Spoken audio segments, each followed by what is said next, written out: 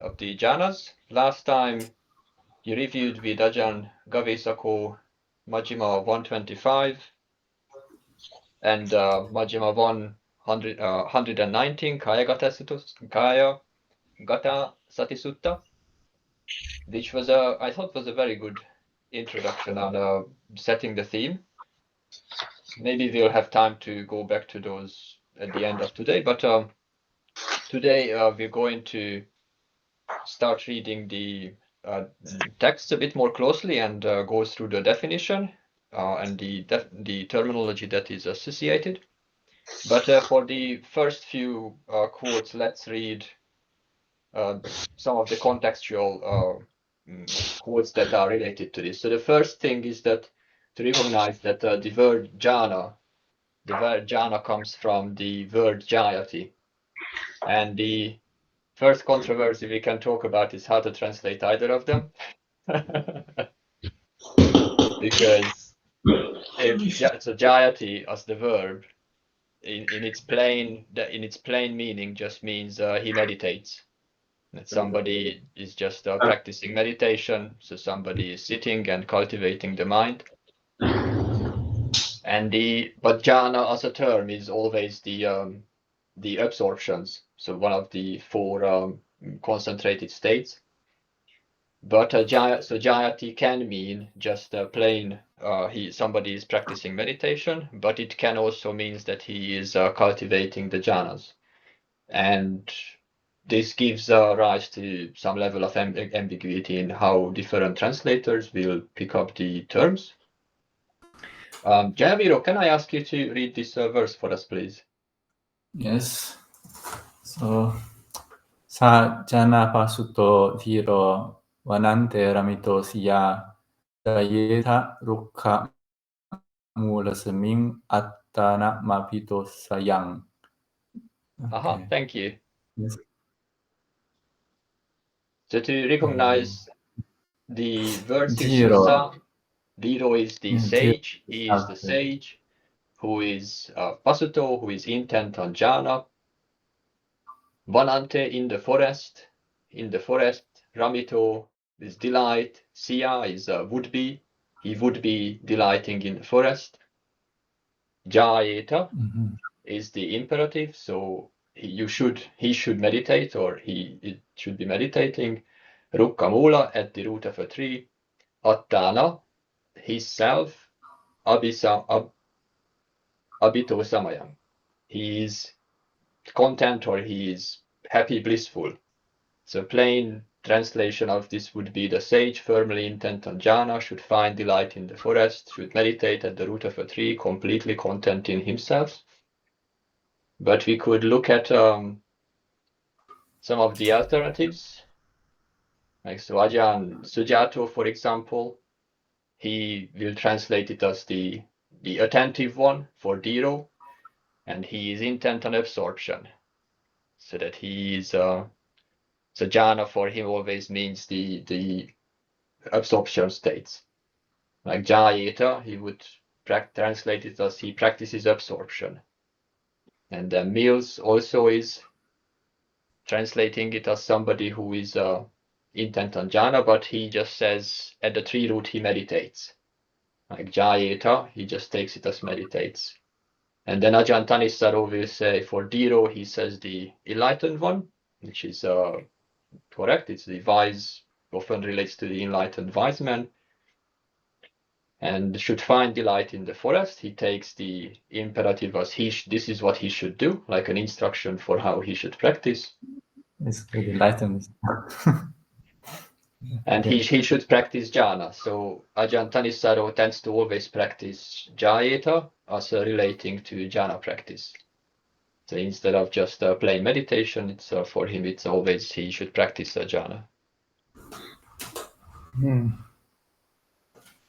But so another one is that is commonly referred to is that the jhanas have a strong relation to Nibbāna. Venerable Varabo, can you please read us this quote about inclining to Nibbāna? Yes, Ajahn. Sayathapi bhikave Ganga nadi Pachina ninna Pachina pona Pachina papada Evameva ko bhikave bhiku Chattaro jhāne bhavantu Chattaro jhāne bahuli karonto Nibbāna ninno hoti Nibbāna pono Nibbāna pabbharo. Thank you. So it sets the tone that the jhanas are practices and states that are closely connected to the goal of the path. So it's not something that is like a separate side quest that somebody who is interested might develop, but that bhikkhus, just as the river Ganges slants, slopes and inclines to the east, in the same way a bhikkhu who develops and cultivates the four absorptions, sends, slopes and inclines to Nibbāna. And there's a good reason why this would be so closely linked, because in order to develop the jhana, there has to be a successful practice of satipatthana and the abandoning of the asavas, the defilements or the outflows of the mind. And last time when you were discussing Kayagata Sati Sutta, there's also the jhanas are closely connected to practicing mindfulness of the body. And in the what was it in Majjhima 125, that's the one where the first jhana is skipped in the introduction, and Ajahn Gavesako was commenting that this means that successful practice of satipatthana is directly leading to jhanas. And so this is something that we should bear in mind, how to understand the function of this these teachings that are using this term. But I don't want to dwell on this particular one too long. So let's so this one will include the jhana factors, and that's why I selected this quote. Ajahn, somebody in Italy. Tita Primo. I lost the page. Okay. Paolo, can you read? Yes. Oh, Tita Primo. Please. Pattamanam ko avuso jhanam panyachanga vipa. It's really difficult. This panyachanga vipanninam panyachanga samaganatanam. Okay, maybe that's enough. It's enough. Okay. We can explain that. We can explain the first line there. Okay. Ajahn Gavesako, can you please? Okay. So this is from the Sutta Majjhima 43, which reads a bit like a kind of they call it even a proto-Abhidhamma discourse, because it's like there's a lot of definitions in it, and so this is kind of there's this kind of listing of factors. So it says Pathamang jhanang, the first jhana, ko avuso, is addressing a friend. So first Pathama jhana, first absorption. And then Panchanga Vipahinam and Panchanga Samanagatam. It has it has sort of abandoned 5 factors, and it is endowed with 5 factors, or possessing 5 factors.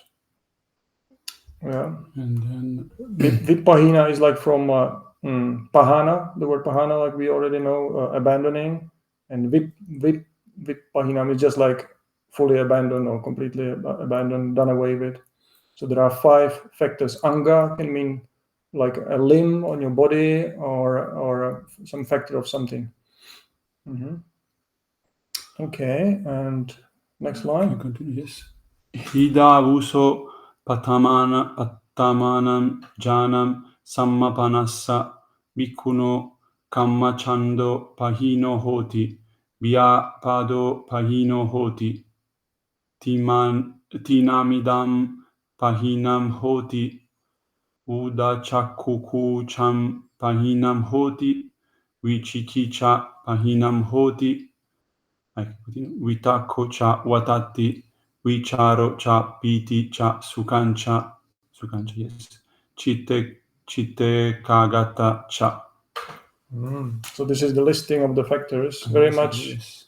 in a kind of Abhidhamma fashion, Abhidhamma style. So that's why it's a bit untypical language for the suttas. And it says, so here, friend, idha avuso, the first jhana, pattamang jhanang, pattamang jhanang samapanasa bhikkhuno.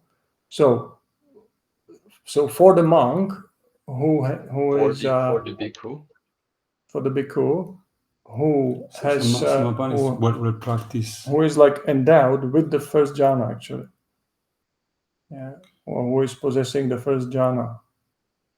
Samapanasa bhikkhuno. So samapana, the bhikkhu is samapana, means he is endowed with, or he is possessing the first jhana, and this is the dative. I think the dative case is like for him, for the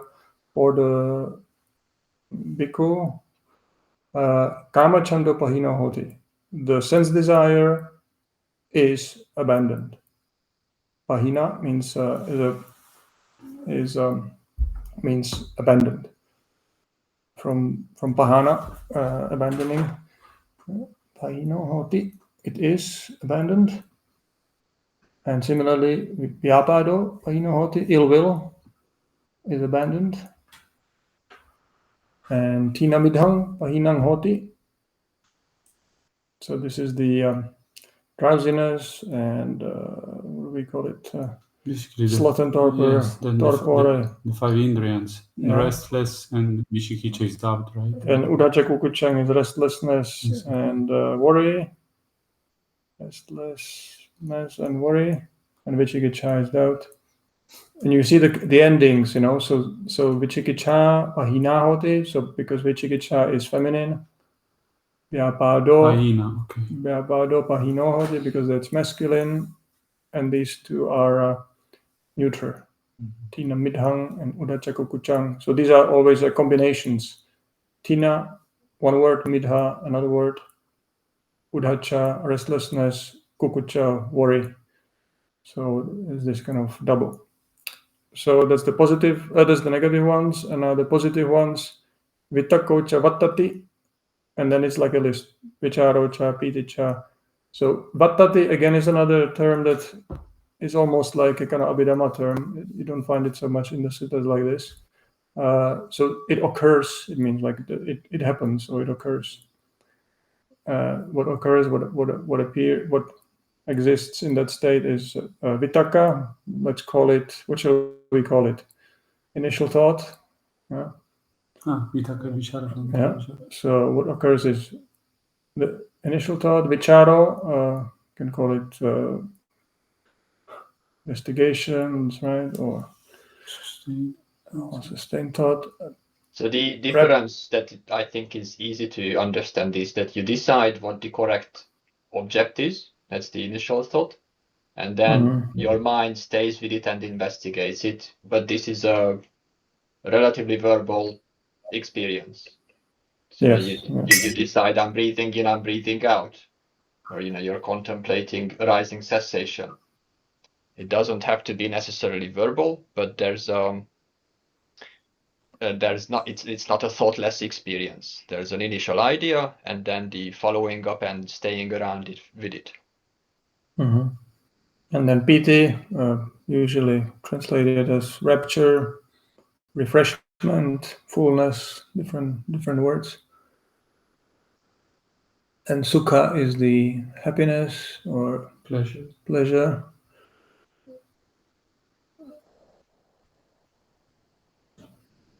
And then chittasa ekagata, or here in a compound form written as chitta ekagata. So it's like chitta. There should be a apostrophe after the chit, after the double T. No, after the T. That's right. So it's like chitta ekagata. What shall we call it? Oneness. Yeah, unification. That's a good one. Unification of the mind, but more often written as chittasa ekagata. So Chittasa means of the mind, the unification of the mind. What about cha? And so the cha, if you have a list like this, then after every word in the list, you have to put cha, including the last one. Yeah. If it's va means or. So then you would have vitakova, charova, all the way would be va. But if it's just a listing items, then it's cha. Right. Now, so that, yeah, I think we can come back to this later, because the factors will come up in the definitions of the stages, so we can talk about it more there. But interesting, there's different discussion on what is the threshold for jhana. Where can you say that somebody has some level of jhana? And one of the lower thresholds is in the Anguttara Nikaya, where the Buddha says that if you have metta even for a finger snap, then you are not without jhana. Yeah. This is an encouraging quote. I'll read it.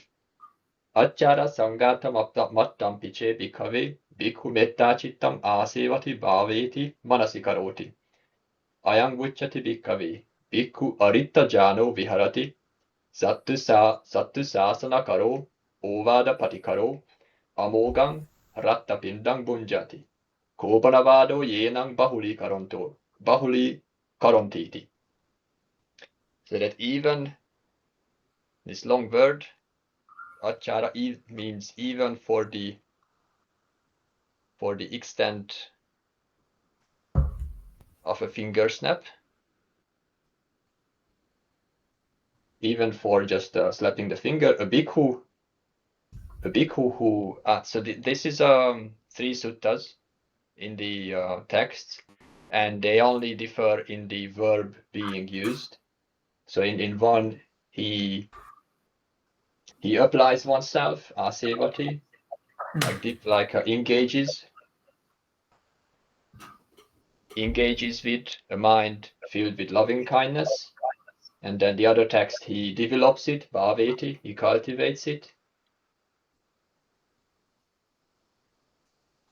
And manasikaroti would be, he bears it in mind, he keeps it in mind. Karoti, he makes his mind to pay attention to metta citta, to a mind filled with loving kindness. And so a bhikkhu who is like that, who is practicing like that, ayam vucchati bhikkhave, that about this bhikkhu, he says this bhikkhu is aritta is he is not devoid. He's not devoid of jhana. He dwells, viharati, he dwells not without jhana. Satta, you recognize Sattu is the teacher. Sasana is the dispensation. So he is doing the dispensation of the teaching. He is practicing the Ovada Patikaro. He is practicing the instruction. He is following the instruction Karogi. He is without delusion. And Rattapindam is I think here the mogha has a different meaning slightly. It means like yes. Oh, sorry. That's in right. Vain. Not in vain. Fruitful. Amogha means mogha would be like something that is in vain. It's useless. So yes, that's like right. You should look at the vocabulary I put you on the paper. This is not for moha. This is mogha. Mogha. He is not in vain. Bunjati, eating the pinda, the alms food of the country.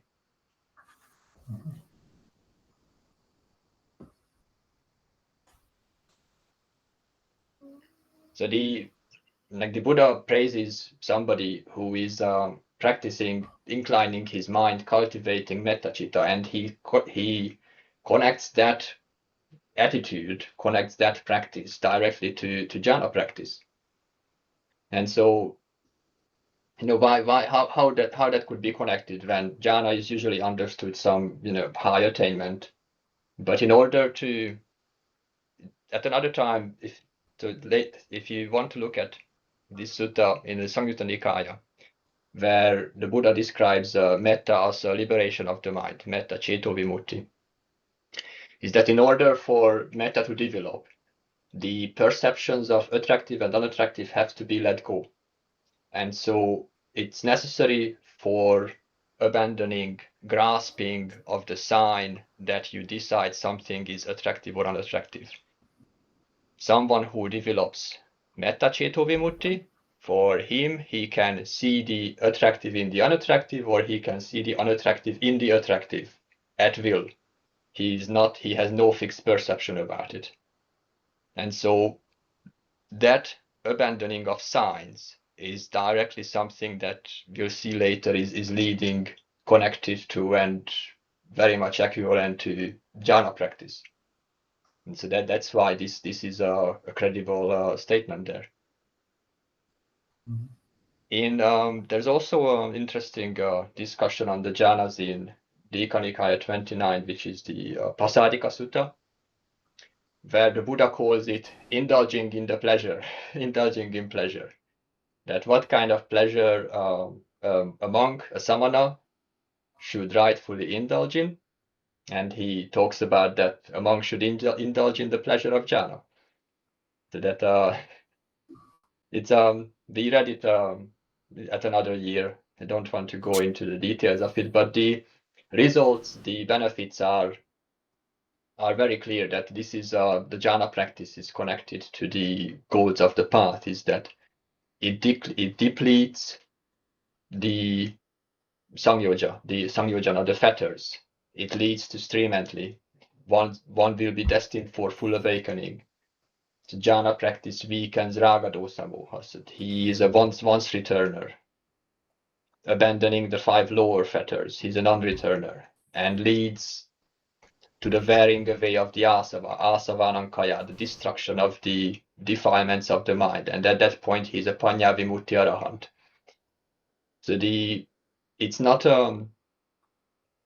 the view that the jhana practice is somehow separate from the cultivation of the path is we'll see later how that view came about, but it doesn't accord with how the teachings are explained in the canonical texts. Let's go to the definitions and let's read them a bit more closely. Ajahn.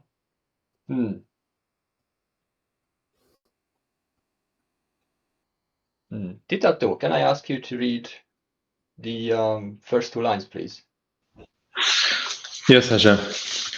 Katamancha bhikkhave samadindriyam ida bhikkhave ariyasavako vassagaramanang karitva labati samading labati chittassa ekagatang. Thank you. So this in the Dutiyavibhaṅgasutta, there's so I took the jhana definition from here. It's found in all over the place in many suttas, but here it's directly linked to what is samadhi, what is the faculty of concentration. Katamancha bhikkhave samadhidriyam. So here bhikkhus, a noble disciple, vosa garamanang karitava. He cultivates he inclines the mind to that letting go, release or surrender. This is what he makes the object of his mind. And by this he obtains labati samadhi. He gains concentration. He gains unity of mind, chittassa ekagatang. So the basis of the whole cultivating that leads to the jhanas is one of letting go. So you're not practicing this with the idea that I'm getting something, I'm gaining something, but that the underlying attitude is making the mind incline, pay attention to release, letting go, and surrender. Vosagaramanang is also synonym for Nibbāna, so it's a very strong term there in that way. It's the combination. The combination there. The formulation is like vasagara manang karitva, like having made karitva, having made the object of the mind. You know, aramanang is like you make something the object of your mind, and what is that object? Is this letting go? So actually, the object of your mind is letting go at that point. That's right. So it's like, you know, what is your meditation object? You know, then you take it as release and surrender, letting go. And actually, this word vasagga is very similar, almost synonymous with patinisagga, which we have in the, if we chant the Ānāpānasati Sutta, at the very end, it says you breathe in, breathe out, patinisagga anupas, you know, like letting go basically again, letting go of things, relinquishment. So it's a similar idea of letting something go. Yeah. Something about nekama. Nekama is more specific to letting go of sensualities and pleasures. Okay, yes. Yes. Yeah, but this is much more refined. This is like, you know, when you're actually meditating and you make that the object of letting go of, like, say, distractions, anything the mind is latching onto, and that's the way to samadhi. That's a very nice definition. I missed a little part. So how you translate that? It's like having made letting go the object of the mind. Okay, so the letting go is the object of the mind. Okay. That's it. Okay. Bupasamo, can I ask you to continue, please? Okay, so Pitya? No. From So Viviceva. Okay. So Viviceva Kamehi Vivicha Akusalehi Damehi Savitakam Savicharan Vivekajam Pitisukan Patamang Jhāna Upasampaja Viharati. Thank you. Jhāngavisako, can you walk us through the sentence, please? So means he, meaning the person, the monk. And now we have to skip to the end. So patamang jhanang upasampaja viharati. So what it means is, the first jhana, patamang jhanang, upasampaja viharati. So he dwells, he stays in it. He stays in the first jhana, and upasampaja is from same word as upasampada, which means something like to achieve, to attain, to enter into, like you're entering into the sangha, but here it's upasampaja, having entered into the first jhana, you dwell in it. He dwells in it. Having entered, that's right. And now, how does that come about? Vivicheva kamehi. So that's vivicha eva kamehi. Being separated from, being detached from sense pleasures, and or sense desires. That has the double meaning. And being also separated from, or secluded from unwholesome states. Akusalehi dhammehi. Again, that's the plural. Akusalehi dhammehi, being separated from them, being secluded from them. And then these are the factors. Sa vitakang, with, so that's with initial thought. Sa vitakang, with initial thought, and savicharang, with investigation, and then viveka jang. So viveka ja is born of seclusion. Ja is like from jhāti, jhāyati. So viveka ja is something that is born from the seclusion, and piti sukhang. So again, here it's used as an adjective. So piti and sukha together. So rapture and happiness. And they are both vivekajam. No, I think the vivekajam and piti sukham, both of them relate to patamang jhanam. So actually, all the four, savitakang, savicharang, vivekajam, piti sukham, all the four Yeah, these are all qualifying the first jhana. That's right. Yeah, the first jhana, all of them. So savitakkhang, savicharam. So these are individual qualifications. Right. Savitak, that the first jhana is with initial thought, with applied investigation. It has piti, it has happiness born of seclusion, and that's the qualification of the first absorption. That dwelling, having entered it, he stays with it.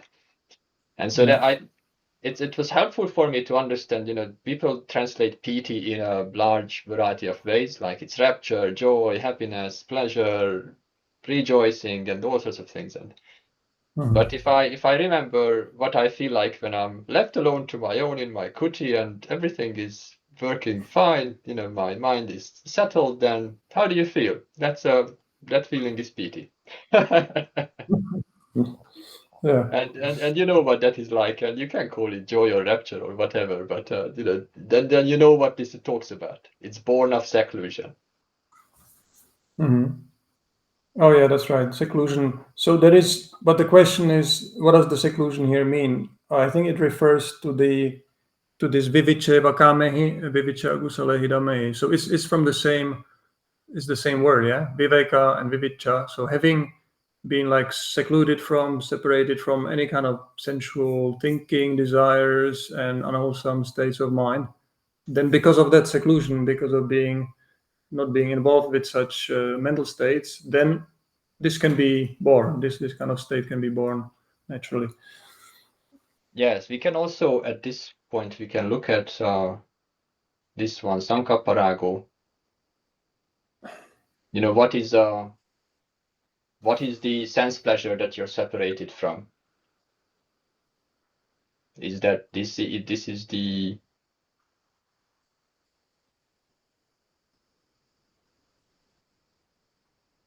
Ajahn Sujato translates this as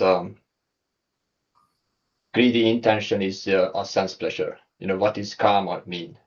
But so it's not the sense object, not the gross desires and so on. Ajahn Thanissaro, he translates it as passion for his resolves is a man's sensuality. But you can see he's taking it from Sankappa is intention and Raga is passion. So your intention, your obsession about projects and goals and things you want to do and things you want to get. So that is what is meant of as karma, not the actual sense pleasure, but the thinking about it, but the thoughts that are not able to let go of the desire. Yeah.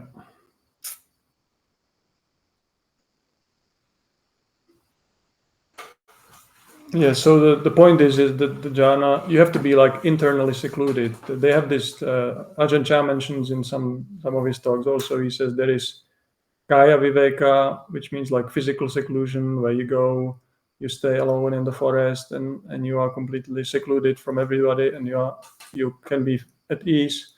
But really the second stage is citta viveka, is the mental seclusion. That means you are secluded from all the unwholesome states in your mind, and whether you are, in the middle of the city or in your kuti or anywhere.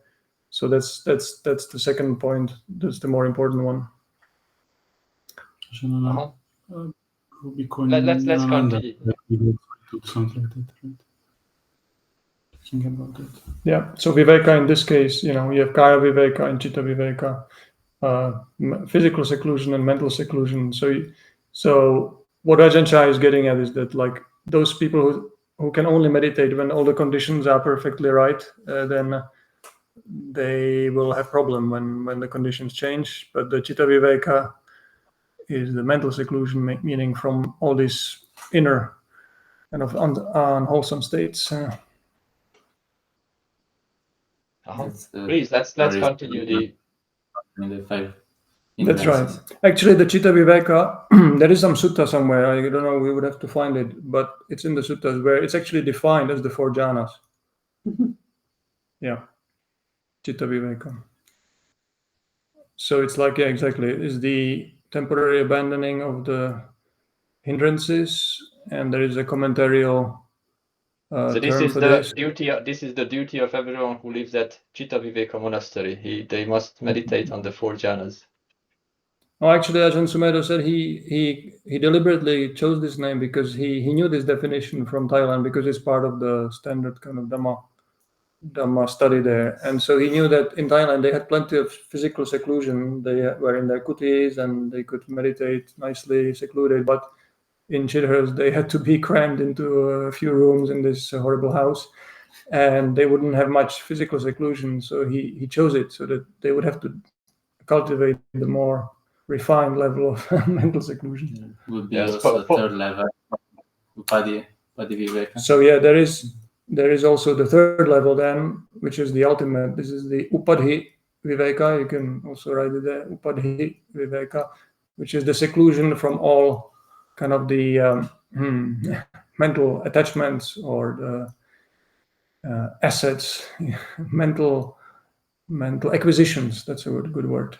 From mental acquisitions, and that's a synonym like for Nibbāna basically. Yes, Upadhi is the fuel. Is the fuel that is abandoned. Right. Let's Yes. continue the definitions. Ajahn Gavesako, can you please read it for us? Vittakka vicharanang vupasama ajjattang sampasadanang chetaso ekodibhavang avitakkang avicharang samadhijang piti sukhang dutiyang jhanang uppasampajja viharati. So here again, this continues. This is the standard formula for second jhana. So vitakka vicharanang vupasama. So vupasamo, we have vupasamo there sitting. So now we know what it means.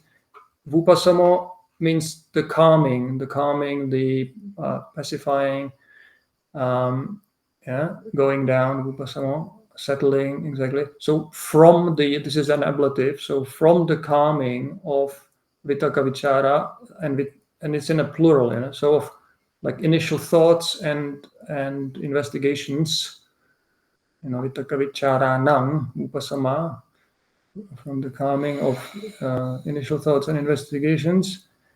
And now we have to jump to the end. Dutiyang jhanang upasampajja viharati. So the second absorption, he enters into and dwells in it. Right? Again, the same as before. He dwells viharati. He dwells in the second absorption, having entered into it, upasampajja. Right? And now going back to the start, these are the factors of the second jhana. So it's characterized by ajjatang sampasadanam, which is like internal, what do we call it? Internal clarity or something like that. Tranquilizing, internal calming, sampasadana. Yeah, that's right. I wonder if it's related to pasada. I think it's related to pasada, which is that term we discussed before. This kind of inner clarity and anyway, this kind of sense of inner tranquility and clarity. And then chetaso ekodibhavang. So that's another word. Like ekagata, we had above chittasa ekagata, and here we have another one, chetaso ekodibhavang. So eka ekodibhava. Bhava is a state, the state or the nature of being oneness, basically. Yeah, ekod is like oneness or having come to oneness. And chetaso is, there are two words, chitta and cheto, and they are basically the same meaning. They are just used in different contexts. So it means mental unification again. So the term here is staying with the object, is that the mind becomes one with the object. You're paying attention to something, the mind is not distracted anymore, and it's become one-natured with the object. That's how Yeah. this term, you understand it, is that you could describe it as a sort of a flow state where the mind stays with its own work and it's not distracted to other things. And it is avittakang, avicharang, that means there is no need anymore for the initial thought and investigation around it, because there is just no need for that. It stays kind of firmly with the object, fully unified with it. And this state is samadhijang. It's born of samadhi. So that's exactly the thing. It's born of this mental collectedness, so it's no longer just the lower stage of being like secluded from some unwholesome states, but this is actually already proper samadhi, you could call it, collectedness, concentration. And it has still the piti and sukha, the rapture and happiness. About the no is because there is a in front of the words, right? Avitaka, so that means it's like negative. Yeah, it means without vitaka and without vichara. Yes. Yeah. And now we can move to the third page. Damvarabo, can you continue, please? Yes, Ajahn. Pitiya cha viraga, upekako cha viharati, sato cha sampajano, sukhancha kayena patisanvedeti. To the end of okay, the yes, yes. Then yantam arya achikhanti upekako satima sukha vihariti tatyanjanam upasampacha viharati. Thank you. Okay. So with the fading of so viraga here is usually you recognize it as dispassion, but here it's a fading away. The fading away of piti, the joy or rapture. It's replaced by the upeka, equanimity. He dwells mindful, aware, sukhancha kayena patisangvedeti, feeling happiness in the body. So, when people talk about not having feelings in jhanas, then you should point them to the definition. Well, of course, they have an argument is that kaya here means, in the commentaries, it's explained as namakaya, which means the mental body. And they say it just refers to the kind of the mental khandhas, the dhamma khandhas, and the body is already transcended. So if you listen to Ajahn Brahm's explanation and other people, they will say that. Yes, I think that's overcomplicating something that doesn't need to be overcomplicated. Exactly, that's the first principle. If you follow just what does it feel like? You start from the first. You're secluded from distraction. Your mind is unified and you're peaceful and staying with the meditation object. Then first you started with thinking and investigation. Then the mind has dropped the thinking. Then now you were filled with a kind of excitement, but the excitement has settled down. Piti has faded away, and now you're calm and equanimous, but you're happy and you're feeling that happiness in the body. If you remember the similes of the jhanas that you last time, which was it's in our Kayagatasati Sutta, is that the Buddha compares the first jhana as kneading a bowl of bath powder until it's saturated with moisture. And in the sutta, he says that there's no part of his body that is not saturated with that happiness. Like it's very, I find it very difficult to read it as anything else than he's feeling the strong sense of peace and happiness in the body. That's very clear, Yeah. I think. Yeah, that's clear. So so with the fading. Can I Can I just make one question, please? I'm looking at something here, and about the second jhana. So we avitaka, avichara without initial thought, and then investigation. Is that it? Avitaka, Vicharam, it's investigation. Yes, you could call that investigation. But if one investigates, there's a lot of movement in the mind. How can it brings to a single pointness of the mind? Isn't it? You're thinking about things that allow the letting go of the thought. So, what is the subject of the thing? So you start with vitaka savicharam. So that's the beginning. You first pick up the meditation topic, then you investigate it, you think about it. But in the first jhana there is investigation. That's right. So first jhana is definitely thinking going on. Okay. And then the nature of that thought is such that it leads towards letting go, because your object is letting go. Your attitude of the mind is your thoughts are aligned with topics that are leading to letting go. Impermanence, not self, perception of suffering. Okay. And so that leads to the mind dropping the thinking. That's why in the second one it's already avitakanga vicharam. You've stopped you don't no longer need that mental support, and the mind drops it.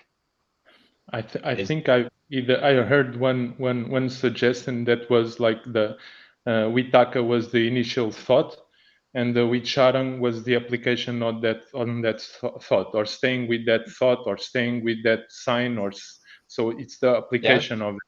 I think that's the same idea. That's the same thing. Is that you have the first movement that that's what you're going to do, and then you stay with that topic. Stay on it. Okay. That's right. Okay, staying with the topic can also mean the investigation. That's okay. Right.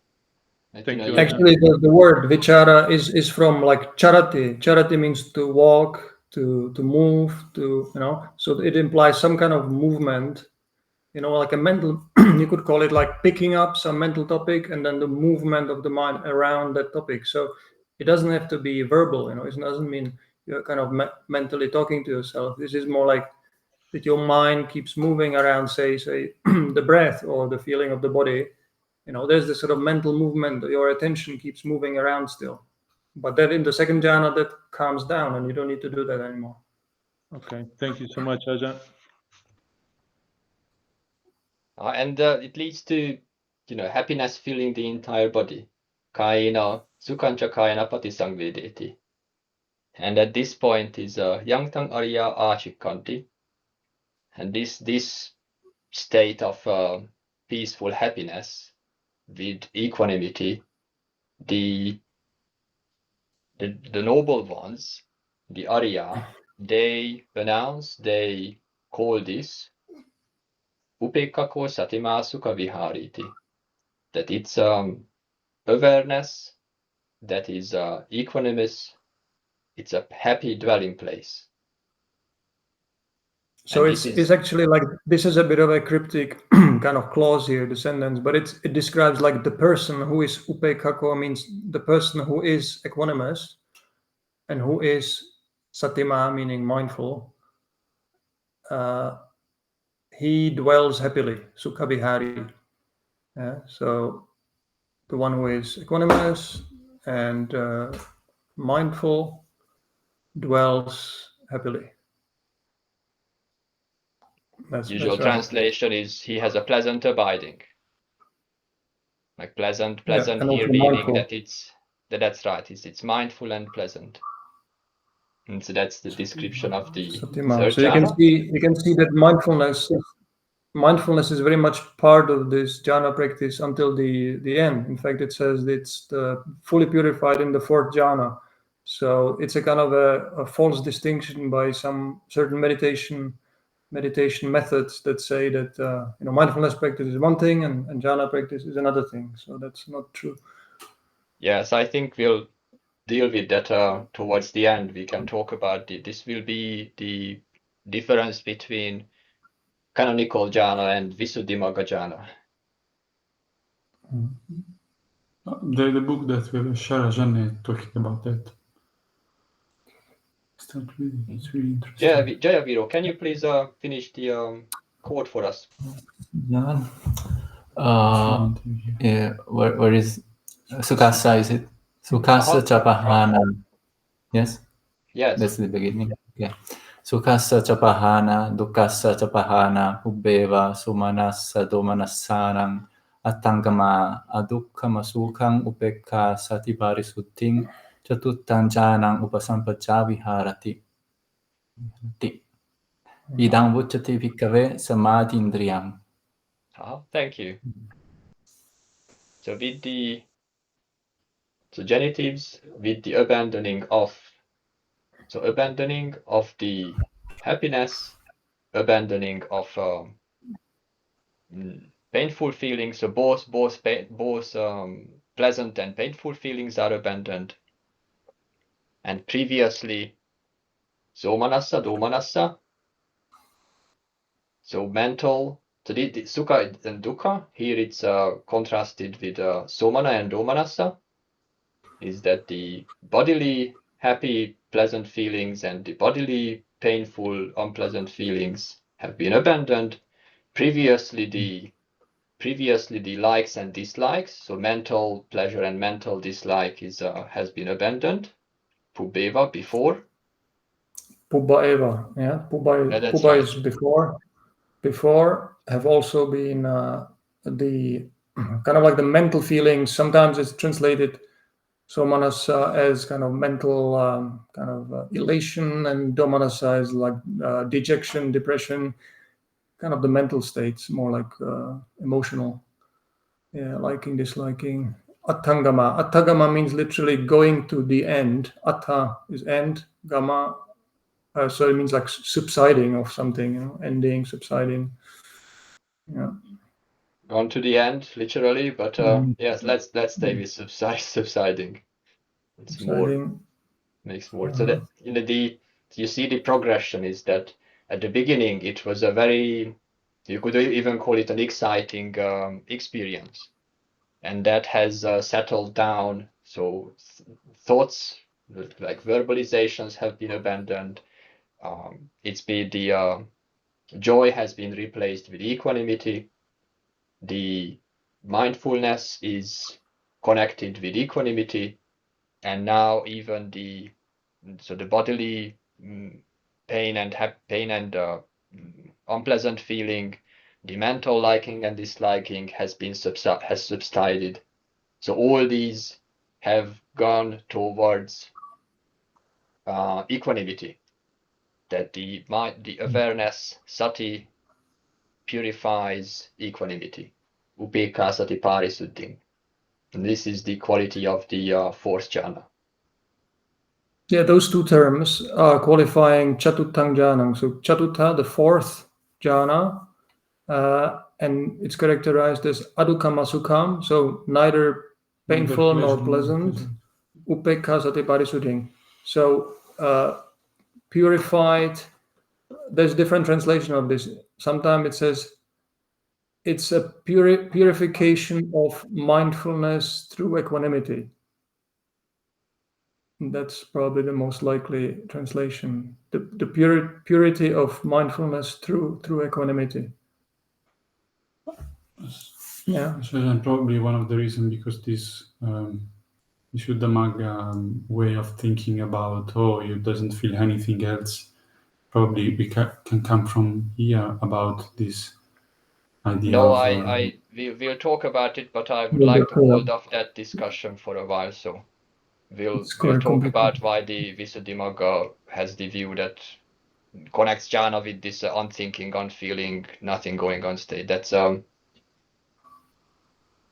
it joins it with the other attainments, but let's talk about it later. So at this point, this is the idang vucchati bhikkave samadhingriyam. So this is the faculty of samadhi, and this is it's not called some sort of how to say, a different factor or a different quality or a different practice other than the practice of Samma Samadhi. This is why it's also in Mahasatipatthana Sutta and all the places where Samma Samadhi is defined. Then the standard formula is to go through the practice of the 4 jhanas.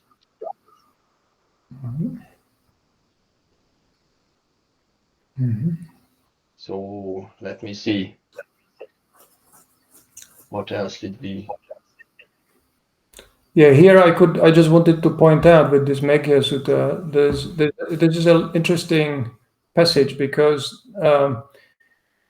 the Buddha is talking to this monk Meghya and gives him some instruction on how to practice, basically, and to get rid of some problems in his practice. So he just tells him, you should practice 4 qualities. So you should practice asubha in order to abandon passion. You should practice metta in order to abandon ill will. And now you should develop mindfulness of breathing, Ānāpānasati, for the cutting off of thinking, of thoughts. And you should develop perception of impermanence for the uprooting of the conceit I am. Yes, which contemplation is conducive to what result? This is the exactly. Interesting exposition here. That 4 exactly. So it's specific for the abandoning of desire or passion. You cultivate perception of the loathsomeness or the unattractive quality. For the abandoning of ill will, it's metta. And if you think you're thinking too much, then Ānāpānasati bhavetabba, mindfulness of breathing, should be developed. But that's interesting because I mean, like the way meditation is taught, and so we just had the definition, like we were just saying, the first jhana is savitaka savichara, so there is vitaka and vichara in the first jhana, first absorption. There is still some mental kind of movement happening. There can be some initial thought, investigation, but so you can see on the way, say in the Thai Forest tradition, the way they use the Buddha recitation as a parikama method, like a preparatory recitation, inner recitation. So that's like an example of vitaka. Instead of all your kind of confused thinking about this and that, you just try to focus all that kind of energy of thinking just into one word, and you can connect it with the breathing. So then you're breathing in But, breathing out Ha. So there is this thinking going on, but it's closely connected with your breathing. And then the longer you do it, then the mind becomes more focused on what you're doing, and then that whole energy of the thinking calms down. And so then suddenly you come to a stage where the mental repetition just drops away by itself, and it's not necessary, and you just stay with the Ānāpānasati itself. So that will be the way for the cutting off, the subsiding of thoughts.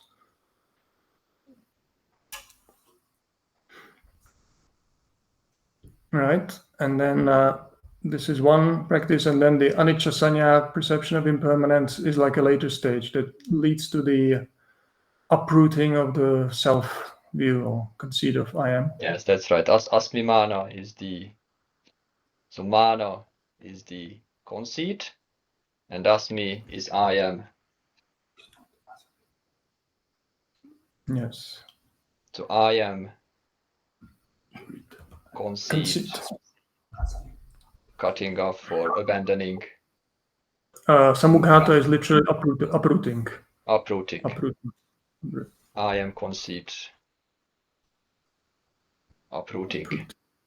Yeah. So, and so the end is that anicca sanyino, a person who is conscious of impermanence, anatta sanya santati. Santati is for him the perception of not self becomes established. Established. He is established in perception of not self. Yeah. And for one who is conscious of perception of not self, for him, he attains papunati, he reaches the uprooting of the conceit I am. Dutiyavibhaṅgasutta Nibbānanti. And the Nibbāna is present in the present life. In here and now. This is visible here and now. I think here the way it's described in the sutta, it's almost like equated with the, with the uprooting of the conceit I am. That means Nibbāna here and now. That's right. It drops at the end, no? In the 10 fetters. Yeah. Those are the last fetters to go. That the conceit of I am drops with the conceit of just the ignorance, and then liberation is complete. Liberation is complete. Let's look at this diagram. I put it on the paper for you. So the idea here is that it collected all these different practices that you're familiar with, that have like a gradual progression, that you're familiar with the gradual training. You'll find it in Majjhima 107 or also in 125. Majjhima 125 is also, which you were reading the other day. And you see, it starts with you have to be separated from the unwholesome mental states. There's moral training, there's guarding the sense doors, there's abandoning the hindrances. And all these means a gradual refinement of the mind, a gradual letting go of signs and grasping. Same with the fetters. That first stage of awakening is the first 3 fetters, then the 5 lower and the rest of them. You see in the 7 factors of enlightenment, there's application of mindfulness, investigation, there's a sense of energy, rapture that becomes tranquil. It's concentrated with upekkha as the culmination, the equanimity. So you remember what we were reading about the progression of the jhanas as well, is that the later jhanas, in the 3rd and 4th, upekkha becomes established, and in the 4th it culminates. And so you see, it's like the same sort of progression you can observe, is that there's a letting go of the signs that are grasped. The mind is grasping the what is called the sankha, is the measuring points. How do I make distinctions? What is me? What is not me? What is mine? What is the mind grasping as a certain self?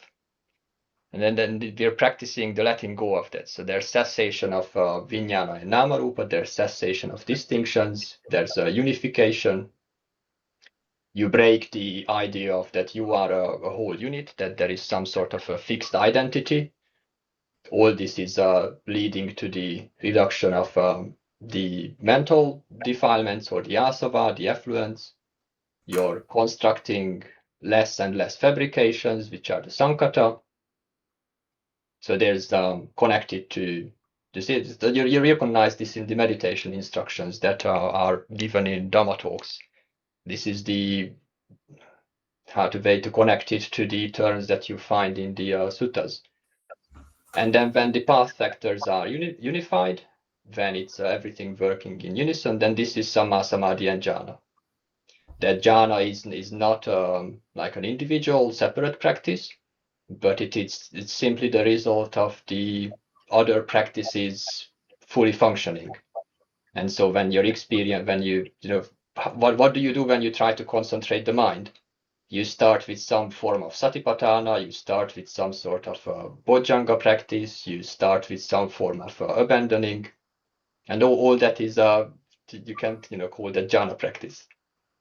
And so there's an experience. The important point, I think, when we're reading these texts is that the goal is always that you identify the experience, not dwelling so much on the meaning of the terms. You know, the attitude is not that I should try to create a jhana in my head, or I should try to create some kind of concept in the head, but that there is an experience that is a natural result of letting go of the signs of that the mind is grasping. And when we are doing this verbal analysis, then we are trying to break it down in a form that would describe the development of that experience, and then it helps us to give further instruction. Okay, I've experienced such and such a thing. We can describe it with certain terms and certain verbs, and those lead on to other instructions, what else to do, what is the further stages of this.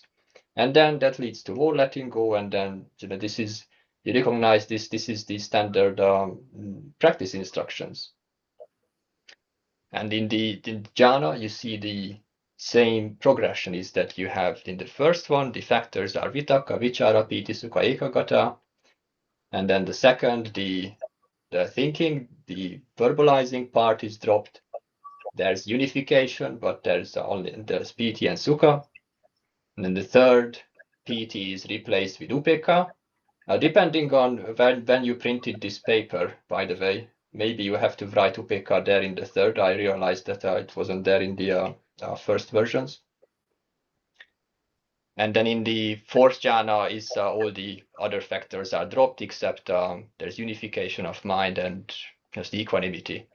Because why equanimity? Because the signs have been let go that are making distinctions. The mind is no longer disturbed by separating one thing from other. There's no dislike and disliking. There's no distinction of drawn towards some sort of happiness or repulsion from unpleasant states. And these titles here are from Karen Arbol's book, where she summarizes the different stages in the chapter titles. So the first jhana she calls a turning point in the spiritual path, because at that point the mind is completely wholesome. So there's the unwholesome mental states have been completely abandoned, and it's a happiness that one enters and abides in. The second jhana improves on that by dropping the discursive element, but it's still a broad field of awareness. So it's not like some kind of laser focus that some people try to make it out. And then in the third jhana, it rarefies that attention into specialized forms that is moving more and more towards the equanimity, upekkha. And in the fourth jhana, upekkha is fully established, but it's aware. So there's lucid awareness, but non-reactive is what she connects with equanimity too. So there's no pushing or pulling. Another way to look at it is, sometimes people think that they are not practicing jhana, but this is the little exercise I thought about we could do. That do you practice the Ānāpānasati? Do you practice moral precepts, sense restraint, moderation in eating? I think all of you might say that this is something you practice, yes? Right? And do you practice satipatthana? Is that part of you would think of yourself that you're practicing satipatthana, right? Yes, because you're contemplating the body, you're trying to focus the mind, you're using the different contemplations in the Satipatthana Sutta. So I think you would think of yourself that you're practicing satipatthana. Do you practice the Bojjhangas? Do you practice the factors of awakening? And when you try to tell yourself how to meditate, then you remember mindfulness, investigation. Like you practice this. This is I think everyone has accepted that they are practicing factors of enlightenment. And I think there's been a harmful view in the way we talk about jhana to each other is that when you ask people, do you practice jhana? Then they, oh, no, I don't practice jhana. That somehow that the term has taken on qualities which they think is not their practice. But we went through the definitions and how the jhanas are practiced. Do you practice abandoning hindrances? That's jhana practice. Do you practice not following distracted thoughts, either sensual thoughts or either thinking about projects and the other distractions, or stilling the mind, joy from solitude and concentration, steadying your attention, being with the object? These, I think you'll recognize that these are standard terms, that standard instruction in Dhamma talks, and all that is jhana practice. So the harm that I feel is that when people think that they are not practicing jhana, is that they skip the parts in the suttas that talk about anything related, and they feel that instruction is not for their practice, that instruction is somehow not applying to them because that's somehow beyond them. But it's connected to all these basic practices that you're already doing. So you're all jhana practitioners. Maybe these monks, they are scared that they are kind of claiming a super normal state, like possessing jhana, practicing jhana in the sense that they right. can do it. And this I think has been harmful to how people develop their meditation, because like you say, people are scared of describing their meditation practice in that term. But you can see these are not how to say, not unavailable or some sort of special yogi, jungle monk, mountain monk practices. These are just the regular old instructions that you hear in almost every Dhamma talk, and those are all jhana instructions. The important factor is the intention. If you're not kind of wanting, you're not boasting, it's just practicing jhana in the sense that practicing abandoning the 5 hindrances and all related jhana practices. But you're not, it's not a parajika, because I'm practicing jhana in the sense that I'm doing the practicing that take you toward jhanas, and it's kind of not a parajika because you're not meaning to have the other understand that you possess already jhana. Is it right? Yeah, we can talk later in the Vinaya actually why this definition was included, like in the 4th parajika, whether it's really should be there, or maybe there is that distinction between, like you said, the Sutta jhana and the Visuddhimagga jhana. Maybe it came to mean something different later on. Yes, maybe that's a good time to move on to there. Let's. So if you have the papers, then I wrote a few words about the canonical jhana there. But Ajahn Gavesako, do you want to talk about it? So basically, in the Visuddhimagga, so this distinction between samatha and vipassana is not originating in the canonical text, but this was introduced in the Visuddhimagga, and it also groups the jhanas together with what are called formless attainments. So in the suttas there are these formless attainments, arupa samapatti, and these are, you can find them in, for example, Majjhima 26, where the Buddha describes his search for enlightenment, and he describes how he goes to the different meditation teachers and attains their various levels of perception of nothingness, perception of empty. I actually remember these high concentration states, but he says that these dhammas, these teachings, they don't lead to awakening and don't lead to Nibbāna, but they are attainments of the mind. So they are formless attainments of the mind. So this is present in the suttas, but they are not in themselves, they are not particularly conducive to Nibbāna, and that's why the Buddha abandons those practices. But in the Visuddhimagga, these formless attainments were grouped together into samadhi with the jhanas. And so the result was that basically people started calling those the arupa jhanas, which is a term that, like arupa jhana, this idea is used in a few times in the Visuddhimagga, but there's no such term in the suttas, in the canon, because it's a distinctly different, like the jhanas have a different purpose. They are like a jhana, you could say it's a result of successful satipatthana practice, and then the concentrated the mind might also have the ability to practice the formless attainments, but they are not the same thing. Yeah. And then the follow-up after that is that the commentaries also developed this idea of the dry insight arahants who attain awakening without experiencing the jhanas. But this jhana that the commentary talks about it refers to the formless attainments. So these arahants who are said to attain awakening without jhanas, they are not practicing the formless attainments, but they would be practicing the canonical jhanas.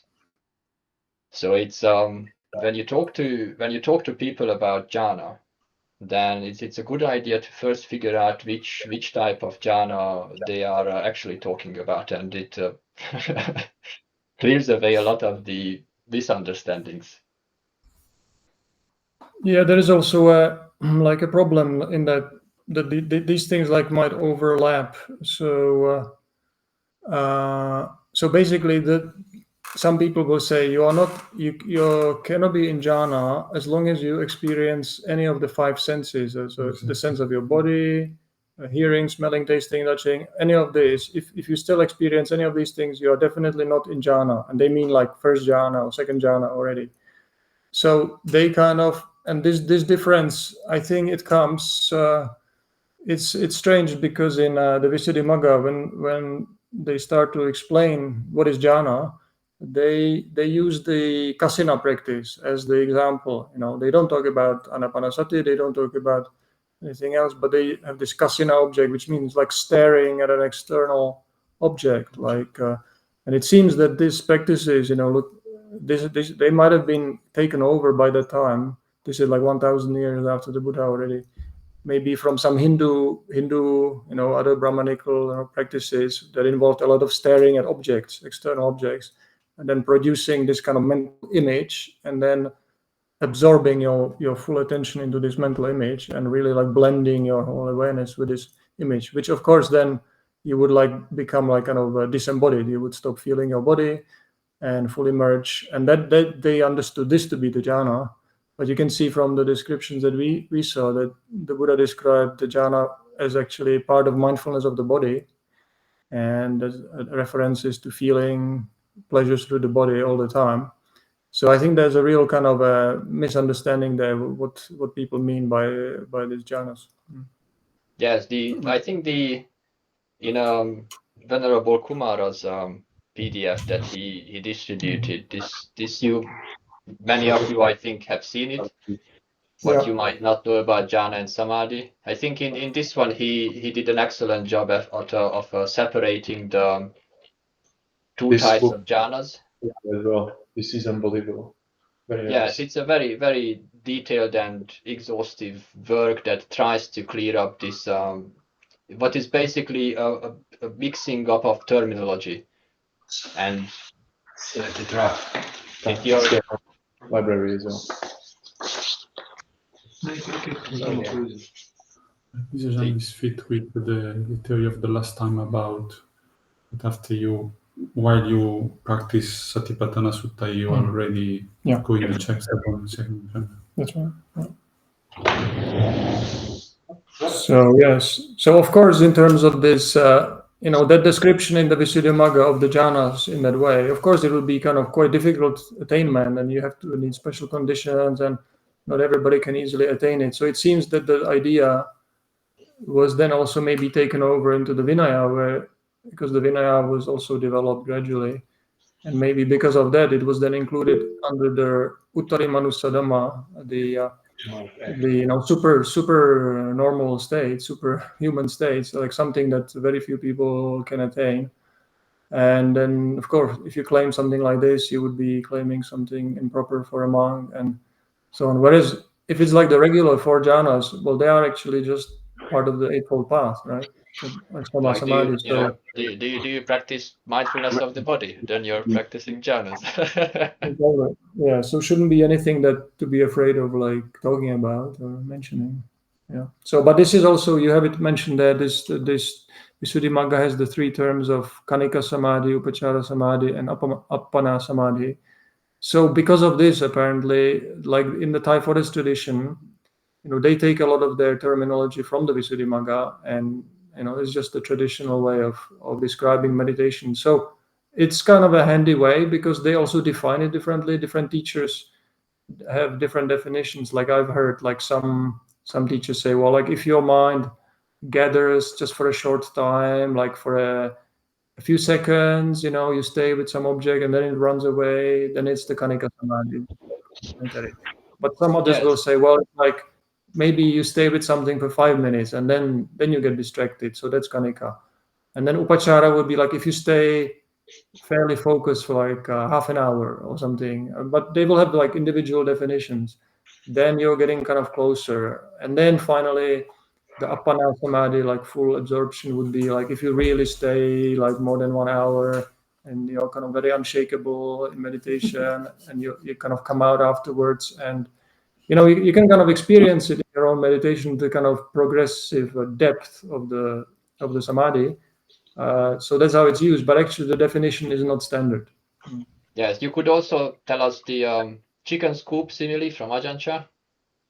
Yeah, so Ajahn Chah says that's the interesting thing that I think Venerable Kumara mentions that. So Ajahn Chah says, like they ask him how much concentration, how much samadhi do you need for kind of liberation and enlightenment, and he just said, well, just enough samadhi so that you can like investigate, develop wisdom. And then he has this simile and then he says somewhere, you should use if you just absorb into this Appana Samadhi, like your mind just stays kind of like fully absorbed, it doesn't move at all, then you don't develop that much wisdom. You have to come back and like investigate something, like investigate the body. And then he uses that simile it's like the chicken stays in the coop and then it can run around inside the coop, but you are watching it all the time and it never escapes outside of the coop. And in that same way, you have your mind under control and the mind is moving and investigating something, and that's what leads to panya, that develops wisdom. Yeah, but the question is now, what does he describe? When he uses the commentarial term upachara samadhi, but if you actually compare that to the jhana definition that we just looked at, that might actually refer to like the first jhana. So there's I think it's useful to recognize that we are all practicing this process of we have experience and we are creating terms to describe it. The forest meditation masters, they have an experience of letting go and some forms of liberation, and then they will use some terminology to describe it. Right? But the idea is always that these should be leading you towards back to the experience. And now, we spent a little time now to, again, talk about the terminology, but the idea is that this leads back to the same experience. And how we're making up terms about it, are you using, flow state definitions or jhana definitions or, kanika samadhi definitions? If it's understood correctly, then it leads to the correct results. But when they become confused and mixed up, then that's where people start arguing with each other about, there's no feeling when you said there's feeling, there's thought when they said there's no.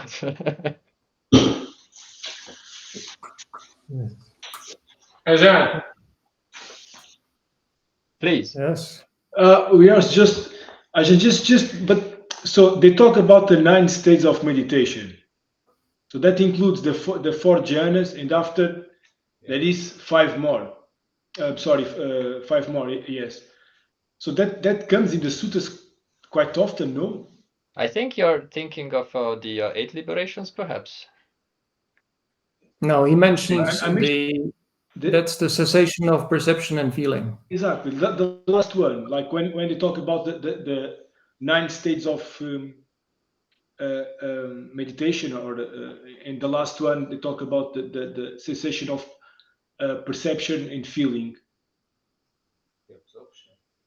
Absorption. Yeah, exactly. They are mentioned in the sutta. So that state is mentioned as a kind of special attainment, and they say if you reach it and you come out of it somehow, you must be at least anagami or an arahant, because it's such a kind of cessation of perception and feeling is not just a samadhi state, but there is also wisdom that you kind of directly see how these kind of mental states arise and cease, that you must be at least a non-returner.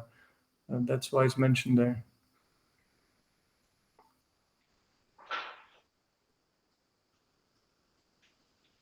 Yeah, I think I read the description. Somebody mentioned, like, why did the Buddha mention these formless attainments and formless states if they didn't lead to Nibbāna? So one argument is that because he himself practiced them and they were commonly taught and practiced, so he mentioned them in order to like make a complete description of the various states of meditative states that people could attain, and then so you would like cover the whole field of the kind of states you could attain, and he would they describe. Are not unwholesome states. Yeah, they are not unwholesome states, and there are suttas where he says that, for somebody who is a successful meditator, he should cultivate the perception of nothingness, so that when it comes up in discussion, then he will be able to say something about it. Otherwise, people might criticize him. What kind of meditation teacher are you if you can't talk about the perception of nothingness? Yes, that's right. But there are also descriptions like of different arahants. So there are these arahants like liberated by wisdom, which means what it apparently seems to mean that you need you definitely need the mind strong enough to contemplate. So first jhana, second, third, or fourth jhana, those jhanas, one of those at least. But then there are some who will develop much more stronger samadhi, and those are called there is that description of the bodily witness, the kaya sakhi, and that seems to be it's a description of someone who develops like the complete range of different samadhi states, and including these formless states, and including this cessation of perception and feeling. But it's like not mandatory. It's not for everyone. You don't have to go like in that direction. You don't have to be super, going into these kind of deep states. But it's a possibility. That's why the Buddha describes it, and and some people attain it. Take care. Maybe that's enough for